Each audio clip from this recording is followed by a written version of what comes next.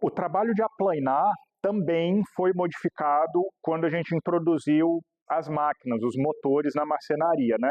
Então, essa aqui que tá atrás de mim é uma plana de desempenho, que a gente chama, mas o que eu acho que é importante é a gente ter em mente ter clareza, assim, nessa evolução, né? Não é porque a gente colocou uma fonte é, de movimento adicional aqui nessa máquina que o trabalho passou a ser muito diferente daquele que a gente começou ali e, e de como a marcenaria funciona, na verdade, com dispositivos mais simples, né? Eu acho que a gente tem que ver como essas coisas aqui se constroem e operam a semelhança dessas coisas mais simples, como no fundo, cada pastilhazinha dessa que está girando aqui é o gume de um formão, né?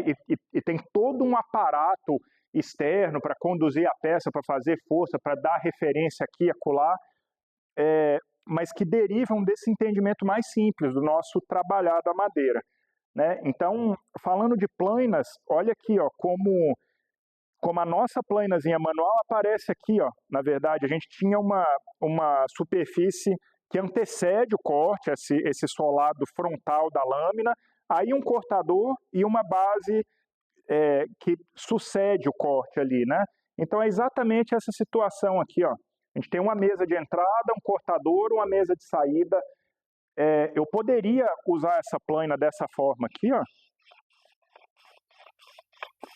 Ó, sem dúvida que eu poderia. Tem várias situações em que a gente prende a nossa planazinha manual na moça e trabalha a peça aqui assim, ó. Né? Funciona.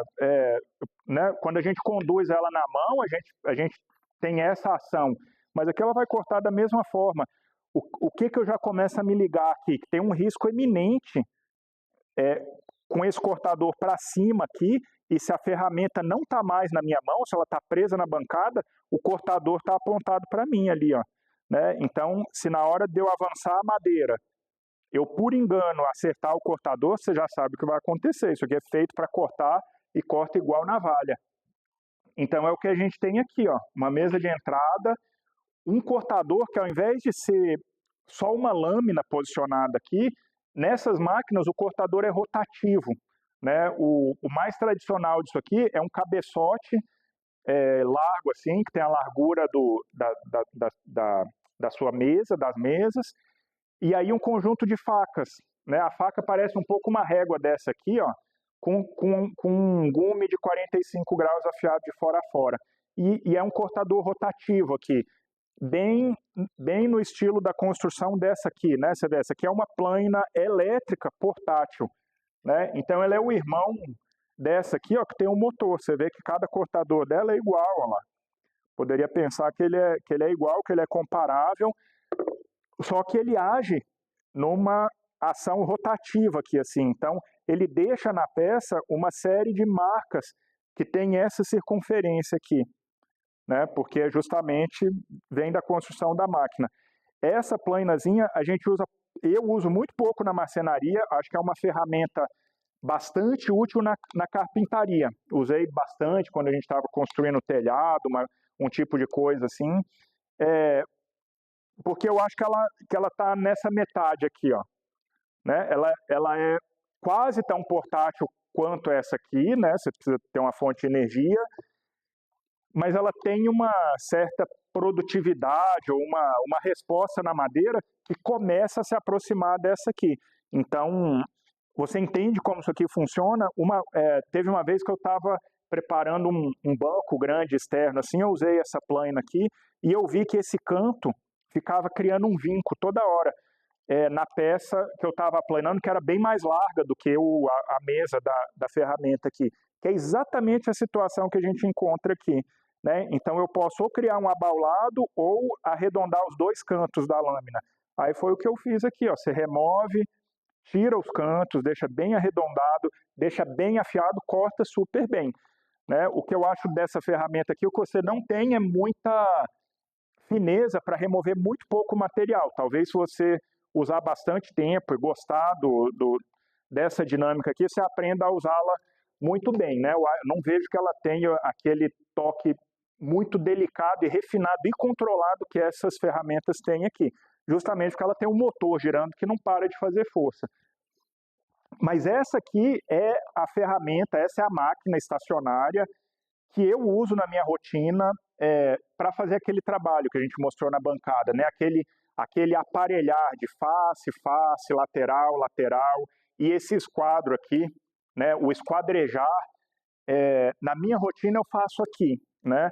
Eu acho que é também dever do marceneiro que se interessa por essa tradição antiga, estudar, conhecer aquilo, e eu acho que é um gosto imenso, um prazer, em muitas direções, assim, você entender como é que isso aqui acontece com o mínimo de recurso, o mínimo de ferramenta, inclusive numa bancada com uma plainazinha manual dessa. Então, acho que é um elemento super importante da nossa formação. Mas na minha rotina, eu não costumo fazer, salvo algum dimensionamento pequeno, ali. Eu faço numa parceria entre a plaina de desempenho e a plaina de desengrosso, que é essa aqui, tá bom? Então, são as máquinas que eu queria mostrar para vocês. Qual a vantagem óbvia que a gente tem aqui? O tamanho, né? Primeiro que tem uma fonte de energia que é adequada para lidar com uma remoção maior de material, né? E segundo, que olha o tamanho dessa mesa aqui, é como se eu tivesse uma plaina dessa proporção que tem tudo isso de área de apoio aqui, ó, antes e depois do cortador, né? Então, ela é confortável, tem uma proporção confortável para eu aparelhar faces de coisas grandes como essas aqui. Dá para aparelhar isso aqui à mão? Evidente que dá para fazer. Vai demorar para sempre? Não vai demorar para sempre. Durante milênios, assim que se fez, e o nosso corpo tem uma habilidade e tem uma capacidade produtiva que a gente nem imagina, porque a nossa era é uma de máquina, né? A gente não tem mais, no nosso contexto, quem saiba fazer esse trabalho mais artesanal sem máquinas a partir desse material. Eu certamente não sei, eu não tenho essa bagagem em mim, porque eu já aprendi num contexto como esse aqui, né? Então, para mim, eu pratico uma marcenaria meio híbrida, em que a ferramenta manual vem depois desse dimensionamento das máquinas, vem para fazer um ajuste pontual mais fino e mais específico, mas não esse dimensionamento primeiro das peças, né? Essa é a minha realidade aqui, não acho que tem formas melhores nem piores, tem só caminhos diferentes, e olhando para a história a gente vê como isso evoluiu, né? Ou progrediu de certa forma. Então você vê, o que essa plaina já faz para mim? Ela já tem uma ação de remover o cavaco, né? Agora, o que é minha inteira responsabilidade? Orientar a peça e conduzir a peça, né? E é um engano nosso achar que é só ligar essa plaina aqui e passar a madeira. Ah, vou passar a madeira na plaina, no desengrosso, que ela vai sair do lado de lá plana. É um engano e talvez uma sugestão que a gente tem nessa nossa época também, que as máquinas fazem tudo e são capazes de muita coisa. Porque da mesma forma que eu tenho que saber pilotar essa ferramenta aqui para criar cada face plana e ortogonal, depende da minha habilidade no início, meio e fim, da mesma forma, aqui vai depender do meu entendimento desse arranjo aqui no começo, meio e fim, né? Eu posso ficar aqui, acabar com a madeira, transformar isso aqui tudo em cavaco e não tirar daqui a peça plana.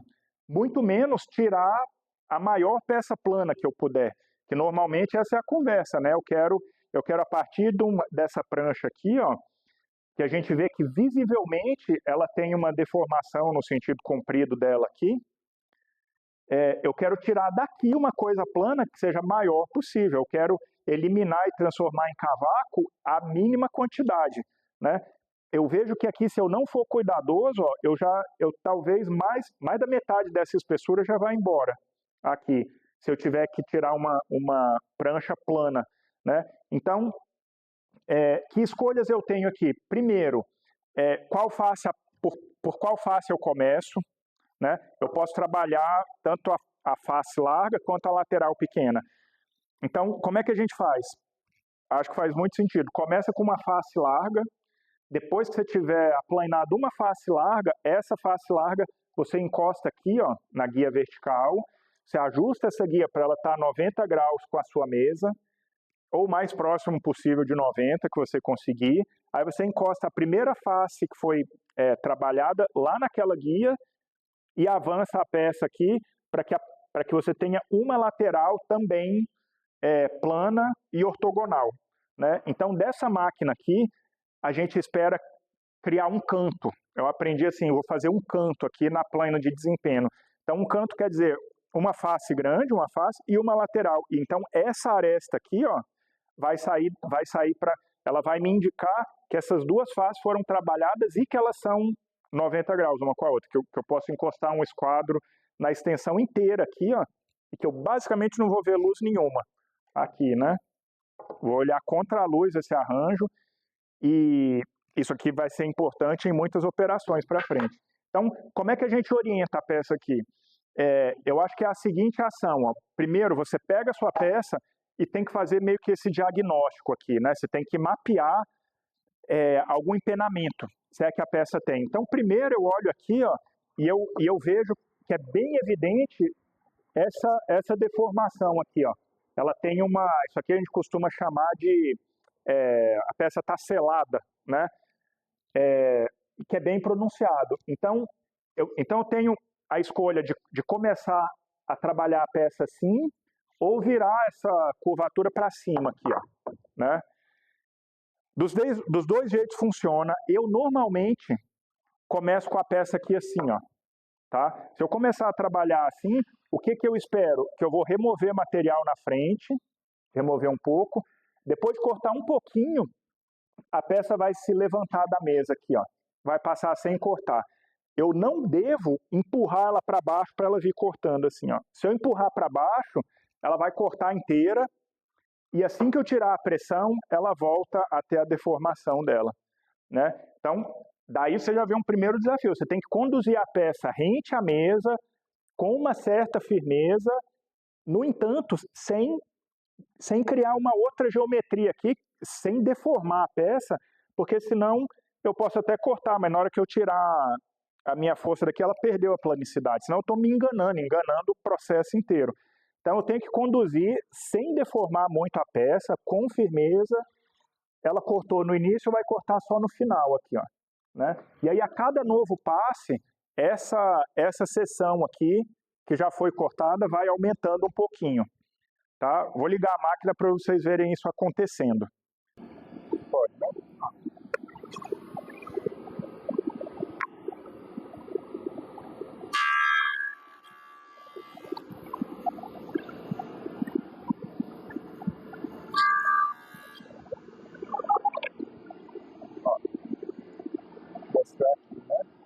Que a gente cortou só o início, não deu nem um palmo, aí ela se eleva da máquina e corta aqui no final, ó. Só o início também, tá? Agora mais um passe do mesma dinâmica.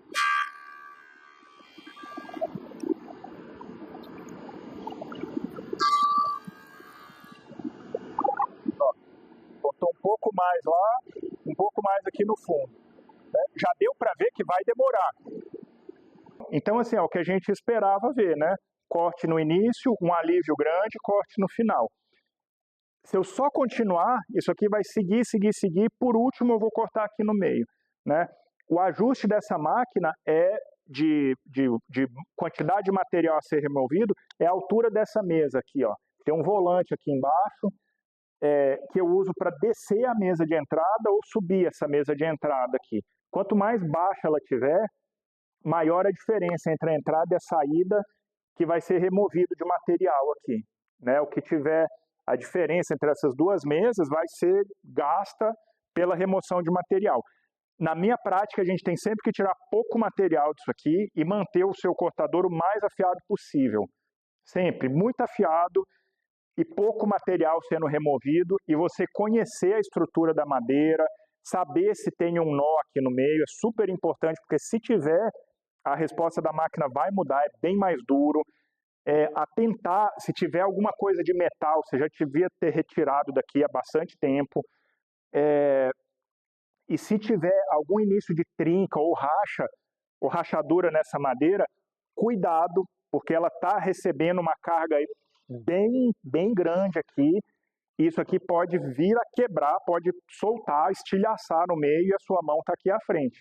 Então, assim, você tem que ter entendido um bocado da estrutura do material que você está conduzindo aqui, e depois é seguir essa operação, né? Então, você vê, eu orientei essa embocadura para baixo, eu poderia ter feito aqui assim também, ó. Com certeza eu poderia ter feito. Aí o que ia acontecer? Como é que eu tenho que ir construindo o plano? No sentido contrário, eu tenho que primeiro cortar aqui no meio, ó, e depois lentamente eu vou estabelecendo um plano, a cada passe ele se aproxima mais das pontas lá.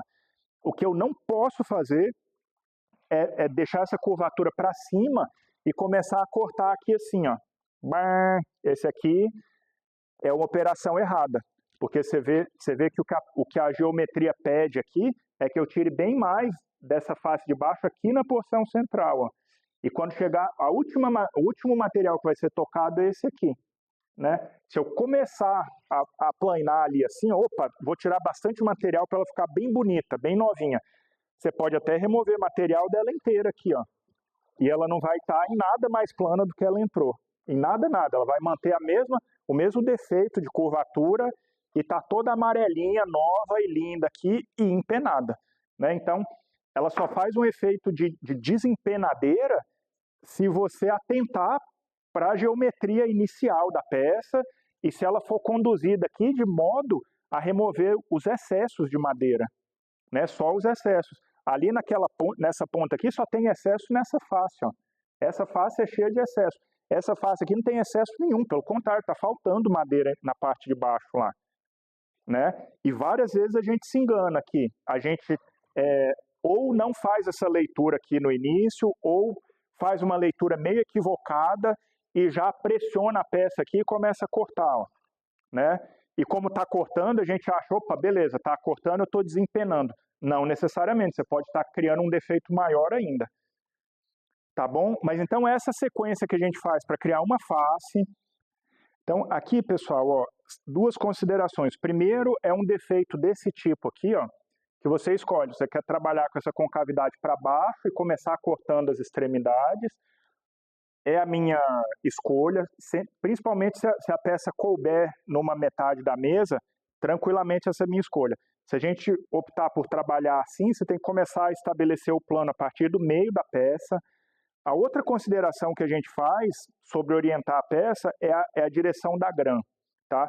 Eu peguei só um outro pedaço de cerejeira aqui, ó, e você vê que a fibra não é alinhada com essa peça, essa pequena pecinha que eu tirei ali da pilha.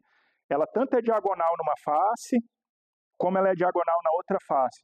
E é o que na maioria das vezes vai acontecer com um pedaço de madeira aleatório assim.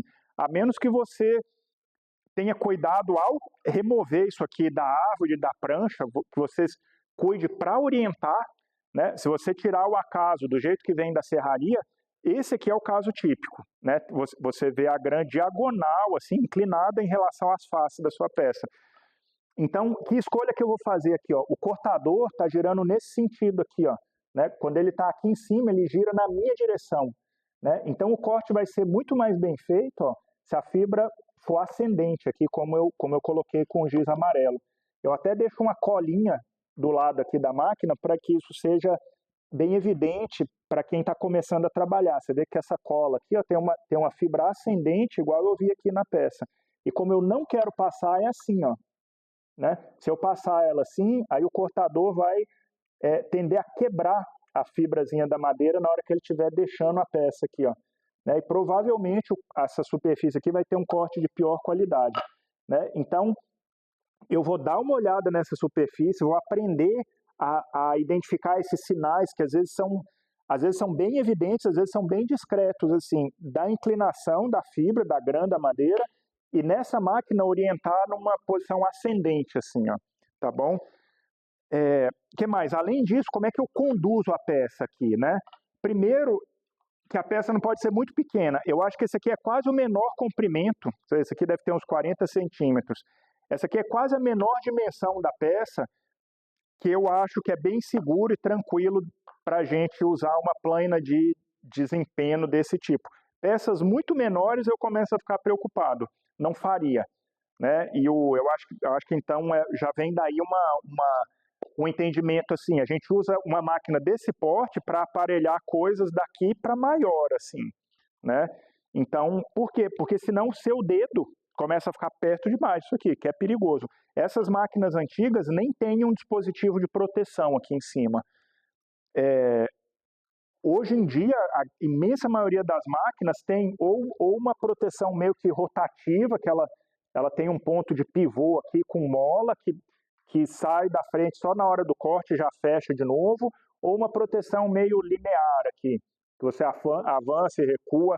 Essa máquina originalmente não tem nada, eu pretendo criar um tipo de proteção desse, mas na ausência disso você tem que ter um cuidado redobrado, né? Qual o risco aqui? Eu acho que essa máquina não tem aquele tipo de risco que não seja tão evidente igual as serras têm, por exemplo. Eu acho que aqui o risco é evidente, é você vir a tocar o cortador, né? Então, o que eu já vi acontecer é uma peça desequilibrar, você passar uma peça de cutelo alta aqui assim, ó, ela desequilibrar e sua mão vir a bater, ou aqui no final do empurrão você errar de alguma forma e vir a bater, ou ter um nó aqui no meio, como eu comentei, um nó, uma coisa muito grande, você está removendo muito material com a faca meio cega, e aí, dá uma batida naquele nó e ele quebra, de fato, já vi acontecer, e alguma coisa na sua roupa que pode entrar em contato principalmente com essa ponta aqui, ó. Então a roupa tem que ser justa, para dentro da calça ou justa e nada pendurado. Cabelo grande, jamais, colar, nada pendurado. Tudo avental, é ótimo trabalhar de avental, mas muito cuidado para que nada fique pendendo aqui em cima dessas coisas, né? Um perigo seria imenso. Tá bom? Mas no mais, é avançar a peça aqui. Essa peça, como ela cabe inteira na mesa, né, até uma peça de 90 centímetros assim, você tem muita estabilidade antes e depois, é bem favorável para você conseguir aplainar. A pergunta fica sendo como empurrar. Eu quase sempre empurro a peça na desempenadeira à mão livre, né? Eu aprendi a usar essa ação de empurrar aqui, ó, que é meio empurrar com o polegar e com os dedos com a mão fechada, assim, ó, que eu acho que funciona muito bem. Aprendi em São José dos Campos, lá, enquanto eu trabalhei na oficina do mestre Milton, João, com aquela turma toda. A trabalhar assim, ó, né? Porque você vê que não tem ponta de dedo que não esteja recuada, encolhida para dentro, e aqui você tem uma garra, uma pinça, que dá muito atrito e te dá uma resposta muito rápida, excelente da peça. Então, assim é como eu mais trabalho, assim eu evito ao máximo isso aqui, assim acho que funciona muito bem. Os empurradores eu não me entendo muito bem, a não ser esse aqui eu acho que funciona, tem uma base de EVA firme, em vários momentos ele funciona. Às vezes eu acho que a pega de repente ficou muito alta. Às vezes eu acho que começa a ficar um pouco instável isso aqui, ó. Sabe? Se eu não centralizar bem minha ação de força e não for cuidadoso, eu às vezes não sinto tanta segurança assim, mas protege minha mão, sem dúvida. Aqui mesmo que aconteça alguma coisa assim, ó, não tem perigo, vai estragar um pouco desse EVA, o dano é nenhum, né? Então acho que é seguro, mas você tem que procurar uma estabilidade, uma firmeza, uma segurança entre você e a máquina, né? Qualquer coisa ficou estranha, não parece seguro, firme, previsível o que vai acontecer, está errado. Então nem faça, começa de novo, estuda de novo, pensa mais, se aproxima de alguém que fez mais tempo, porque nada é para descobrir fazendo, né? Aqui é para a gente aprender antes de se expor a qualquer risco. Tá bom? Mas então, ó, vamos aplanar essa facezinha aqui. Vamos lá. Ó.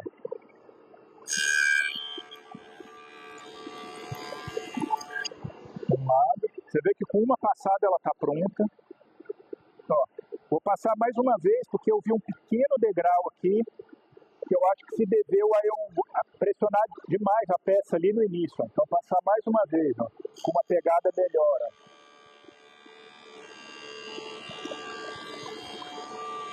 Bom, tá feito. uma face está feita. Né? Agora eu vou encostar essa face lá na minha guia para cortar uma face adjacente aqui, ó. Ó.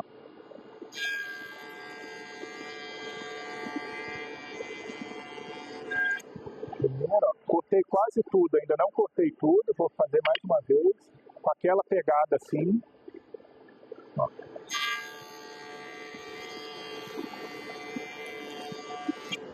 Ó, foi uma segunda. Então uma face e outra face, tá bom? Elas vão estar planas, né? Só na minha condução aqui, se eu conduzir ela rente a essa mesa, rente àquela mesa e rente a essa, ela vai sair plana. Eu consigo ver aqui, ó, que ela se assenta de fora a fora na mesa, né? E além disso, será que ela está no esquadro? Vamos fazer aquele nosso teste aqui, ó. Um esquadro de luz, ó. Ó. Então eu coloco a face retificada em uma lateral e vou descendo bem devagarzinho. Está no esquadro.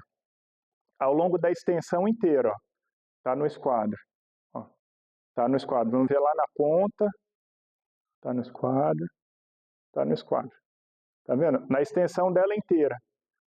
Né? O que a gente vê passar de luz é um mínimo. A gente só vê um pouquinho de luz passar por dentro da célula, do canal que é poroso mesmo na madeira, que é aberto. Por ali você vê um pontilhadinho de luz aqui, que é da textura da madeira. Essa madeira tem textura grossa, isso é bem visível, né? Mas a gente não vê uma tendência de ter mais luz nem na base do esquadro, nem na ponta.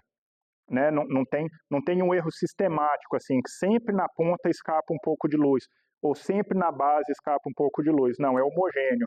Tem um pontilhado de luz na extensão inteira.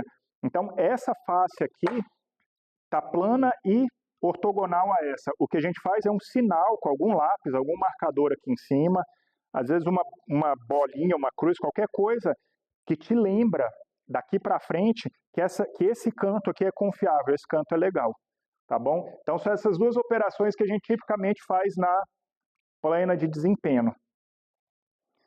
Aí, pessoal, a ação da plana de desempenho é complementada pela plana de desengrosso, né, que é até um nome meio engraçado assim. O nome em inglês é bom, é uma plana de espessura, é uma plana de ajustar a espessura. E você vê, ela deriva daquela ação que a gente fez ali, de marcar uma espessura com o graminho, fazer um chanfro lateral e baixar essa quantidade de madeira em cima até uma espessura desejada ali no seu projeto, né? Então é como se a nossa plana manual agora trabalhasse na madeira aqui assim, ó, né? Então a nossa superfície de referência agora, que já está pronta, corre na mesa, né? E o cortador está aqui, ó, o cortador está fora da mesa, está acima da mesa. Diferente daquele caso lá em que o cortador está na mesa, né? Lá é como se fosse a plana assim, ó. E tchac, a gente fez uma primeira face, agora a gente deixa a nossa face de referência nessa mesa aqui e vem com o cortador por cima, assim, ó, né? Então nessa versão de máquinas você precisa de um outro equipamento para fazer essa operação de setar a dimensão, a espessura da peça. Ao passo que na versão das ferramentas manuais é a sua mesma plana, né? Então você vê o tanto que isso aqui é incrivelmente simples e versátil e portátil, né? Em que isso aqui supera um monte aquela abordagem lá? Em produtividade, em rapidez, né? Vamos dizer de forma bem direta assim. É todo um aparato, nesse caso aqui de ferro fundido, é quase um tanque de guerra que vai executar aquela função lá, baixar essa espessura até o seu desejado, né? E como é que ela opera? Aqui dentro tem um cabeçote cortador que é análogo àquele lá, igual aquele tipo de cabeçote, ou ele tem facas compridas, ou mais recentemente a gente pode substituir um cabeçote de faca por um que tem pastilhazinhas de metal duro, de vidia, né, que tem uma retenção de fio muito maior, ela demora muito mais para cegar, e nesse tipo de arranjo é comum colocar, ao invés de uma faca retilínea, você pode botar uma faca reta com gume de corte de vidia. É um upgrade, assim, digamos, né? Em termos de retenção de fio, é um upgrade, só que também é uma faca mais difícil de afiar. mas a gente pode arranjar, ao invés de uma faca linear assim, uma série de pastilhas e deixá-las meio que desencontradas, né? Desencontrar uma da outra. Aí a gente reduz bastante o ruído e o esforço que a máquina faz para remover o mesmo material, ao invés de ser uma faca larga que toca na peça de uma vez só, principalmente se você está passando uma peça larga aqui, ao invés de ser uma faca que tem que cortar 30, 40, 50 centímetros, você tem uma sucessão de pequenos cortes de 1 centímetro e pouco, né? Então baixa um monte o ruído, o esforço na máquina, em muitos casos pode melhorar o acabamento, pode quebrar menos a fibra revesa, então não acho que é superior em todos os aspectos, você tem que investir bastante nesse tipo de cabeçote, mas é adequado para algumas realidades, de algumas oficinas, né? Então, mas seja qual for o tipo de cabeçote, no desengrosso ele tá sobre a mesa, né? Então aqui tem uma mesa de referência, um cabeçote acima, o ajuste dessa máquina é pela altura da mesa, né? Você também poderia construir essa máquina de modo a ter a mesa fixa e o conjunto do motor e do cabeçote de corte que serem dotados desse ajuste de altura, né? Que vai dar a profundidade da peça. Muitas vezes é o caso, várias vezes em máquinas menores, é esse conjunto inteiro aqui que sobe e desce. Né? Então é isso. O que essa máquina tem diferente daquela? Ela tem um mecanismo de avanço embutido nela, né? Então eu não preciso conduzir a peça, é só a peça ser engajada nesse primeiro rolete aqui, que é um rolete estriado, né? Todo ranhurado assim, e esse rolete já começa a alimentar a peça. Depois, essas máquinas, uma máquina como essa aqui, ó, ela traciona a peça por esse rolete estriado, que vai marcar a peça para ele poder puxar com bastante força. Depois essa peça é pressionada para baixo por um dispositivo como esse aqui, ó, que é uma régua que empurra a peça para baixo. Depois ela sofre a usinagem aqui nessa altura do cavalete, do cabeçote. Depois tem uma outra régua de compressão dessa para baixo aqui atrás, que é tracionada por um par de molas, fica aqui. E depois tem mais um rolete lá na saída, que também ajuda a puxar a peça, só que aquele outro rolete lá na saída é liso, ele não é estriado como esse aqui, porque a peça já foi cortada, ela não pode mais ter aquele monte de marca assim. Então é todo um arranjo muito mais elaborado. Aqui na mesa a gente ainda tem 2 roletes que giram livres, só num rolamento assim, que eles estão um pouquinho acima do nível da mesa, quase nada, uma fração de milímetro assim, mas que reduzem bastante o atrito da peça com a mesa e tornam esse sistema de avanço mais efetivo aqui. Então é todo um arranjo que tem tanto uma parte disso aqui girando a um RPM muito alto, que é o cortador, quanto um conjunto de engrenagem aqui que vai mecanicamente reduzir essa velocidade bastante, vai reduzir um monte, na verdade, tem uma série de conduções de engrenagem aqui de grande para pequeno, né, que vão diminuir a velocidade um monte desse eixo de corte para esses eixos de avanço aqui. Esses aqui tem que rodar bem devagarzinho, né? Então é isso. Além disso, a maioria dessas máquinas tem algum mecanismo, como esse aqui, ó, de embreagem, que ele liga e desliga, ele aciona e desaciona o avanço da máquina. Então isso aqui passa a vida acionado, normalmente você liga a máquina, ela já liga esses roletes de avanço, mas se alguma coisa der errado, por exemplo, se a peça tiver uma espessura menor aqui assim, entrar na máquina e depois aqui atrás ela estiver tão mal serrada que tem muita espessura que ela já nem passa nessa entrada aqui, nessa barra de segurança de entrada, ela vai ficar travada aqui, ela vai ficar travada. Eu acho que essa é uma hora de vir, correr aqui rápido e pac, desligar o avanço, desativar o avanço, ela para de puxar, aí sim você desce a mesa e tira a peça, desliga a máquina e tira a peça daqui. Mas então é algum mecanismo desse que desativa o avanço automático, né? Que a máquina não funciona sem esse avanço, mas é para você, eu entendo que é só para você responder a alguma situação assim em que o corte não deu certo, né? Ele não conseguiu alimentar a peça. Tá bom? No mais, assim, como é que a gente posiciona a peça aqui? Primeiro é que ela já tem que ter uma face plana, né? Então a primeira máquina é a plana de desempenho. Aí essa face plana você vai colocar contra essa mesa e a ação da máquina é copiar essa face para a face de cima. É isso que ela vai fazer. Ela vai duplicar. Então, se essa face for plana, por consequência a de cima também vai ser plana, né? E se a face de baixo ainda não tiver plana, né? Se eu passar uma peça do jeito que eu trouxe da serraria, eu não tenho ainda a plana de desempenho, só tenho essa.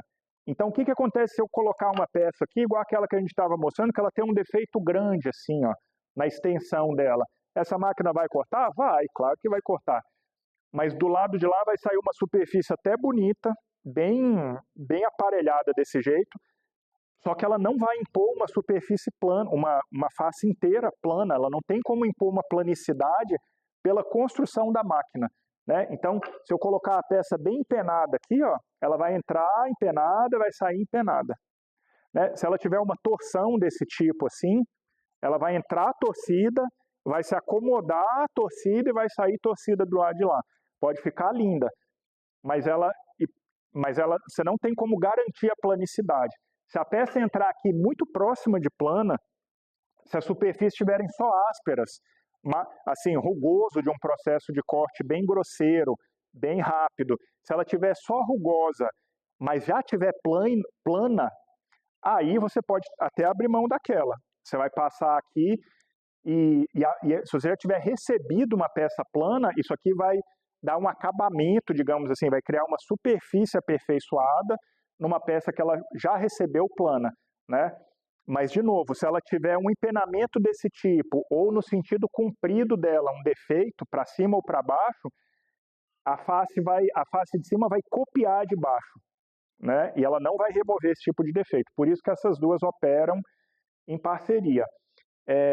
Tem como você abrir mão daquela e remover um defeito desse tipo, ou empenar esse efeito de torção nessa máquina? Até tem como, mas você tem que criar alguns outros dispositivos. Eu acho que o que é mais comum é tipo uma mesa, uma cama auxiliar, assim, que estabiliza uma face de baixo que ainda não está plana, ela é estabilizada com alguns rolês, com alguns parafusos, assim. Então, você constrói uma cama auxiliar e passa a primeira face aqui apoiada nessa cama, ela ainda não está plana, mas aí a face de cima sai perfeitamente plana aqui, né? Então, aí depois que você criou uma, você guarda essa cama auxiliar que você fez, inverte a peça e faz a segunda face. Então, você pode criar um dispositivo adicional que, de certa forma, faz essa função da plana de desempenho. Muita gente faz sentido em vários contextos, né? Aquela máquina lá ainda te dá o recurso de fazer, tem aquela guia vertical, né? Para você fazer uma segunda face ortogonal, que aqui eu acho que você não teria como criar aquele recurso aqui, mas você pode fazer isso de outras formas, muitas outras formas. Então, tradicionalmente, essas máquinas operam em par para você ter uma produtividade grande, assim, né? Existe também uma máquina que combina desempenho e desengrosso na mesma máquina, né? É basicamente um cabeçote de corte desse só, e aí tem uma mesa embaixo para ser o desengrosso e uma mesa aqui em cima para ser o desempenho. Também funciona ótimo para economizar espaço, você investe em uma máquina só, tem a limitação de você só poder fazer uma operação de cada vez, às vezes você já setou uma máquina ali e tem um ganho, né, de ter funções independentes em equipamentos independentes. Mas essa máquina combinada acho que faz muito sentido e muito para a realidade de muita marcenaria também. Tá bom? Então nós vamos passar aqui, você vê, toda a construção meio que omite, mascara tudo que está acontecendo, né?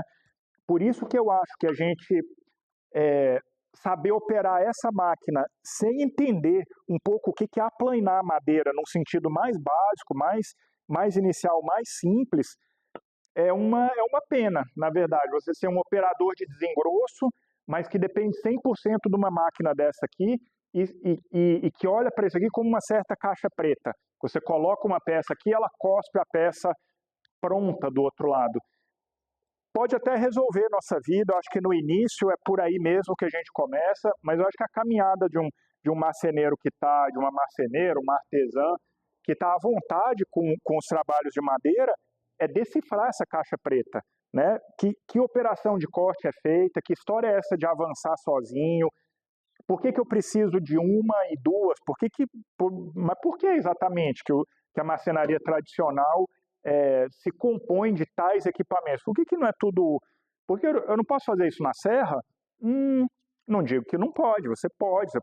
Não consigo criar uma face plana na serra?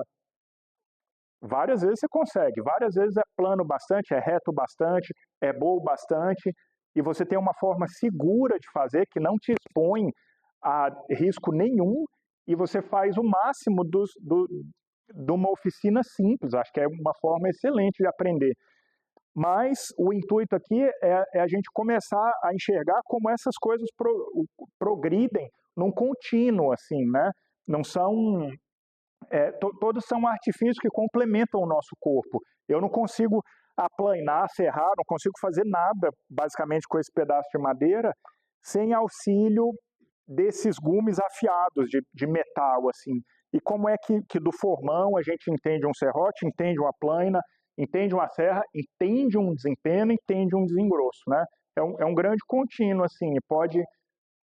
cada um de nós está livre para fazer as suas escolhas, assim, no seu contexto, na sua oficina, se é um hobby, se é um gosto, se a sua renda vem daqui ou não vem, se você tem outros compromissos de produtividade, velocidade, consistência, quão idênticas têm que ser as peças que você produz, uma atrás da outra, ou você produz só uma, elas não precisam ser idênticas, ou talvez elas sejam até mais lindas, porque não são idênticas, né? Então você vai navegar em meio a vários recursos assim e fazer as suas escolhas, tá bom?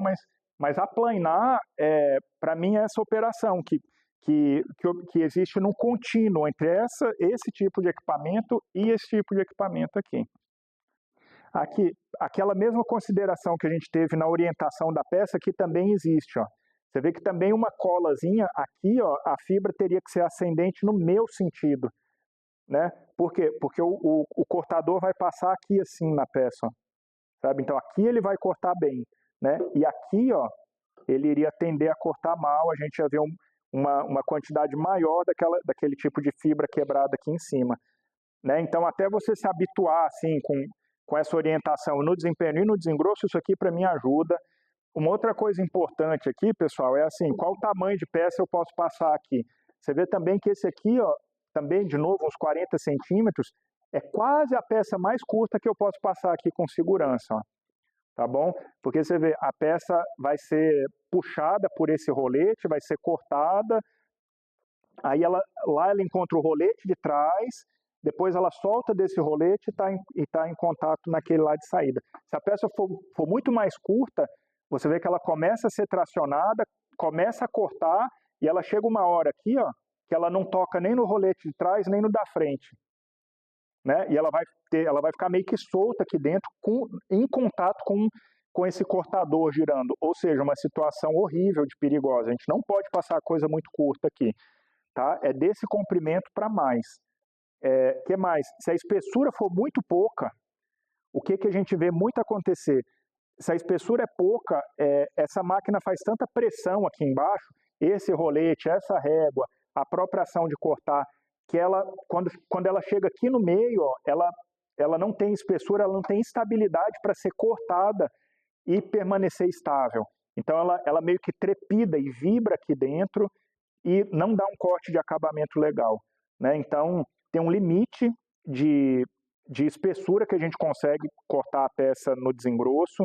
Várias vezes a gente consegue passar aqui uma peça mais fina se a gente substitui essa mesa com as aberturas e os rolamentos dela por uma superfície contínua, né? Então quase toda oficina tem uma outra peçazinha de uma madeira bem plana ou um MDF, uma coisa bem perfeita que a gente coloca aqui, ele engata nessa mesa de cá, e aí essa mesa de baixo fica contínua, não tem mais a interferência daquelas aberturas ali embaixo, e isso ajuda a estabilizar um pouco a peça de pouca espessura e a gente conseguir um corte de boa qualidade também, né? Não preciso nem dizer que quanto mais afiado e quanto menor o material que for removido a cada passada, melhor vai tender a ser o acabamento também.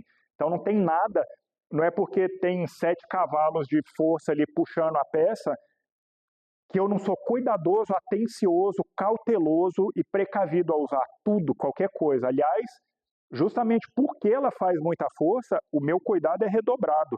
Nada na marcenaria é na grosseria, no empurrão, é no vamos ver, é no pagar para descobrir, para ver o que acontece. Nada. Eu acho que a função, a razão e o amor por trás do artesanato e desse ofício é o cuidado com esse material e com tudo que existe aqui. Né? O mesmo cuidado que eu tenho com o lápis, o esquadro não pode cair, a plana eu tenho que tratar com cuidado, e isso aqui eu tenho que tratar com respeito e cuidado. Né? Então, muito cuidado com quanto material sai, é o mínimo de material, é pouco material, essa é a verdade, depende muito da máquina, mas a gente vai estar falando de 1, 2 milímetros no máximo.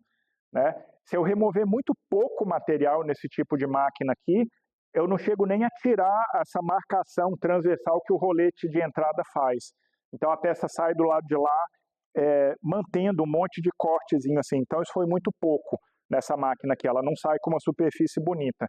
Mas depois que eu removi essa marca, é pouco material em cada corte que a gente tem que tirar. Tá bom? Então vamos só fazer um corte muito rápido aqui, para a gente ver como é que isso acontece. Eu faria assim, ó, né? Uma forma é fazer uma medida do ponto mais alto aqui, ó. Então você vê, nessa ponta aqui, ó, tem uns 39 milímetros, aqui no meio 40, e aqui um pouco mais do que 40. Ó. Então eu poderia colocar a mesa, se a minha maior dimensão foi 40, eu poderia colocá-la a 39, por exemplo. Ela vai dar um passe por igual em 39 milímetros. Né, 38,5, alguma coisa assim eu posso fazer. Então, vou colocar isso na minha escalazinha aqui do lado, ó, com 38,5, ó, 40, colocar aqui, ó, 39, 38,5, tá? E aqui eu já estou vendo, ó, que o rolete lá da frente vai puxar a peça. Ó. Já percebi que ela está numa altura legal. E aqui, ó, mesmo na parte mais alta, ela ainda passa com folga dessa barra de entrada aqui. Né? Isso aqui é uma segurança super importante. Se a peça tiver mais espessura do que isso, eu tenho que baixar a mesa. Sou obrigado a baixar a mesa para ela passar reto aqui. Tá bom? Então vamos lá. A gente nunca fica nessa máquina olhando a peça por aqui. Ó, né? Qual o perigo de olhar a peça por aqui? O perigo é que aliás, nenhum dos dois lados, né? Eu já vi isso acontecer. Se tiver um nó aqui no final, ou uma coisa meio solta, muito dura, meio solta, às vezes sai um pedaço de madeira voando por essa ponta. É raro, é bem raro, mas pode acontecer. Então, esse aqui, com a máquina funcionando, não é um lugar para a gente se posicionar, né? Ficar observando nada. Tá bom? Vou colocar aqui. Ó. É tão simples quanto isso aqui, ó. Vai puxar,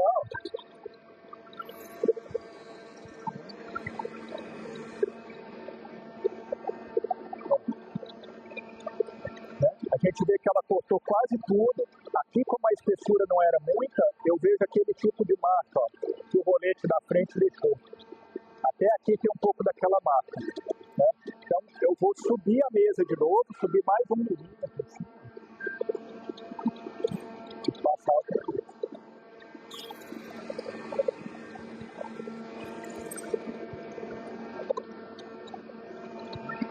Então, teria essa face, que ela também está ortogonal à outra, e essa face de cima eu tenho que subir mais a mesa aqui, ó. Posso até subir com a máquina ligada, deixa eu ver, aqui ela já puxou, ó. Olha o que acontece, ó, a peça era maior naquela extremidade, puxou, agora ela é menor aqui, ela nem sequer puxa. Tá vendo? Porque essa peça tá muito estreita aqui. No entanto, eu quero que ela corte assim, ó, porque o corte vai sair com mais qualidade. Então, eu subi mais um pouco.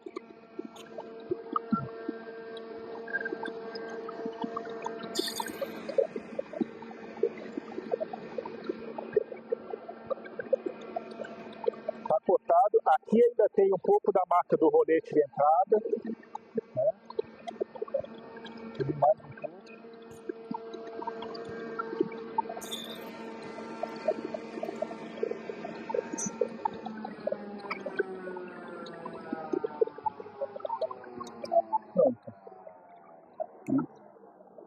Ó, aqui a gente teria a peça esquadrejada, né? As duas faces primeiras no desempenho, as outras duas no desengrosso, tá bom? O que ia restar aqui? Topejo nas duas extremidades, né? Um corte transversal aqui, que eu tenha garantia que ele está no esquadro, nesses dois planos aqui, e do lado de cá também. Né? Então, normalmente seria a serra meia esquadria ou a serra circular. Claro, você também pode fazer o serrote e uma retífica com a plana, como a gente mostrou, tá bom? Mas eu acho legal a gente entender, assim, ferramenta manual em combinação com as máquinas, elas nos mostram um contínuo de formas de lidar com esse material.